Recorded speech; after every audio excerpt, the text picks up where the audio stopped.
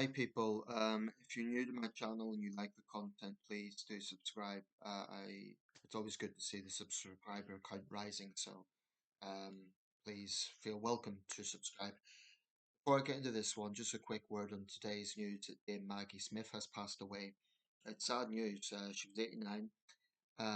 She was one of our greatest actors, and she dedicated her life to entertainment, to the stage, to screen. Over 60 years.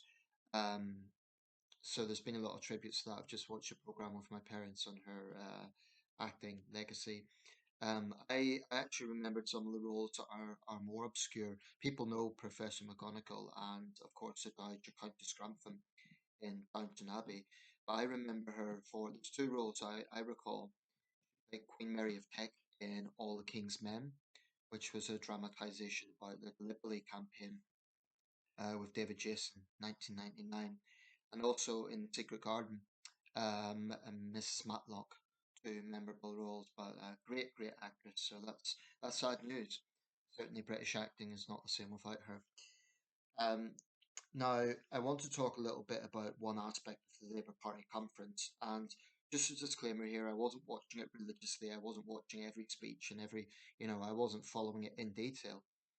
But I want to talk about Labour's position on welfare because this is the headline from the Times a couple of days ago from the 24th of September.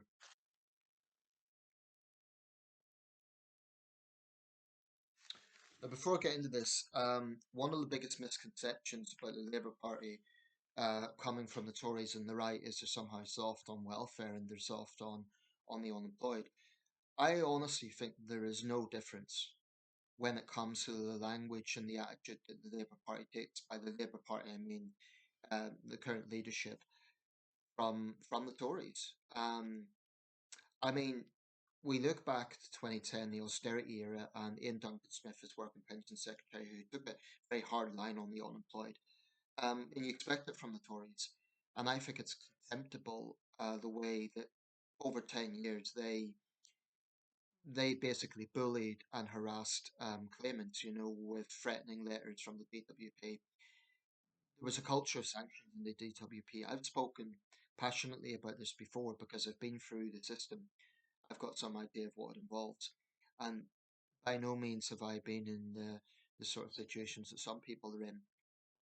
Now, the headline there, Labour to crack down on benefit fraudsters. I'm just going to read out the main points about this. The reports by Stephen Swinford, Chris Smythe, and Oliver Wright. So I'll just read it out then. As always, share my thoughts. Sir Keir Starmer has announced plans to root out benefit fraudsters by giving investigators new power to access information about people's bank accounts. The Prime Minister will use his Labour conference speech to announce plans for a law to give benefit inspectors similar powers to those used by HM Revenue and Customs to target tax evasion. The legislation will allow fraud investigators to compel banks to hand over information about people's finances if there is a suspicion that they are claiming benefits to which they are not entitled. It will also give them power to search and seizure of property in cases involving organised criminal gangs that are exploiting the benefit system. The crackdown is designed to save the taxpayer £1.6 billion over the next 5 years by tackling fraud and reducing overpayments. Starmer will say he wants to ensure that every penny of taxpayers' money is spent on Labour's pledge to rebuild public services. With 2.8 million people off work due to long-term illness, Starmer is also promising to reverse the soaring cost of sickness benefits, projected to reach 64 billion by the end of this parliament. He will say we will get the welfare bill down because we will tackle long-term sickness and get people back to work. We will make every penny work for you because we will root out waste and go after tax avoiders. There will be no stone left unturned. And it's the next part of the article just talk about other parts of the conference. So just to go back to this. Benefit fraud estimated to cost £10 billion a year and running at twice pre-pandemic levels. Starmer will announce a plan for a fraud, error and debt bill to tackle the problem.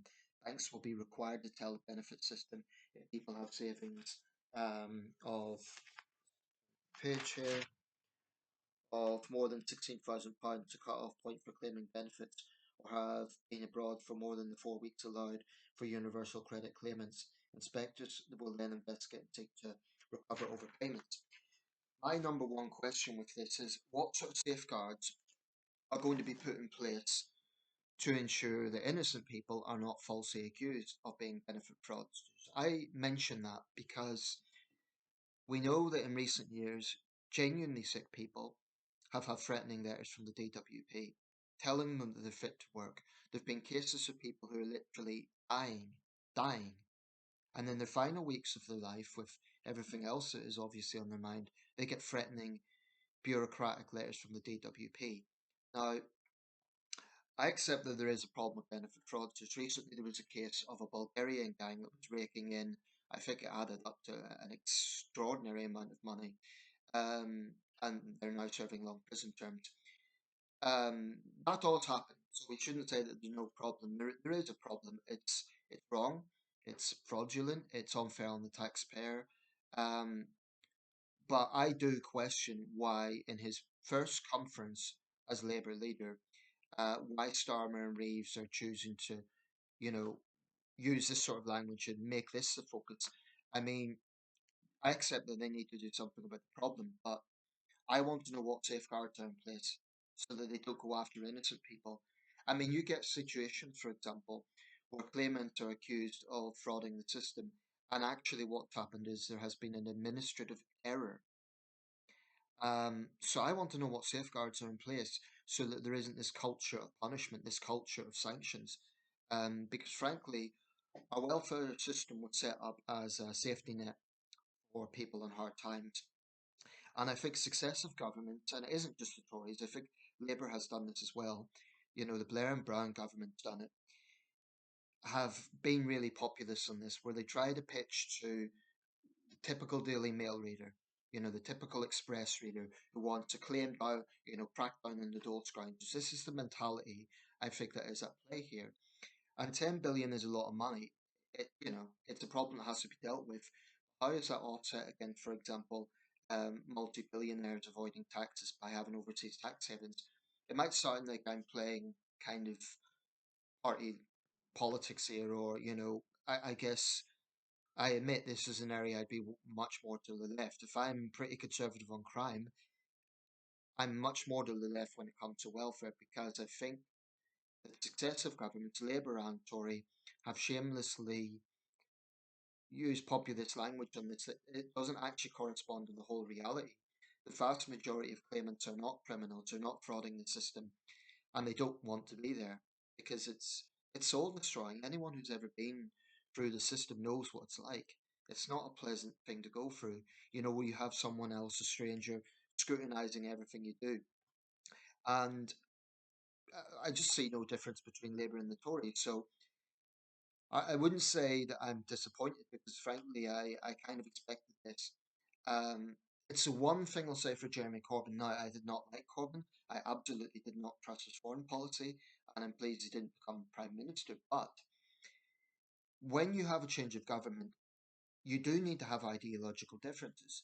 And when it comes to this issue, I think there's no differences between Labour and the Tories. I think this is Starmer trying to pitch cynically to um, red wall seats, that were taken by the Tories, trying to, yeah, I think he's trying to pitch to Daily Mail readers and to Daily Express readers, i.e., traditional Conservative voters, that, oh, look, we're tough on the unemployed. It pisses me off because it's not the whole situation.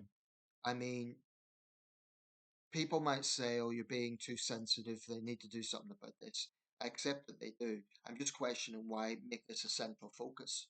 You know, I want to hear what sort of safeguards they're going to put in place. And I've no doubt if Starmer or Reeves were asked this question, they would give a typical politician's answer. They'll skirt around it. Probably something along these lines. If a reporter asked them this, they'd probably say, oh, but we need to get the bill down. We need to stop benefit fraud.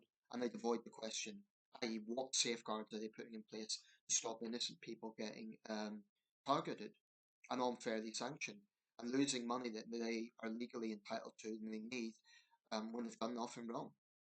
I have no sympathy for genuine fraudsters, people who are raking in thousands because they're selfish. They're criminals, and I've no problem with a crackdown on those people. I'm just questioning making this a central focus. Um, I'm sick and tired of politicians scapegoating the unemployed. And I count this as a collective thing because they're making it a central focus. I don't hear any caveats. I don't hear any, we know it's not the majority of claimants. I'm sick and tired of welfare claimants, a bit like migrants, um, being scapegoated. And this isn't a case of saying, oh, nothing should be done about the fraud problem. I'm saying, yes, those people should be punished if it's proven. But this thing about, giving powers to investigate people's banks accounts and so on, well, they'd have to be damn sure that they've got it right.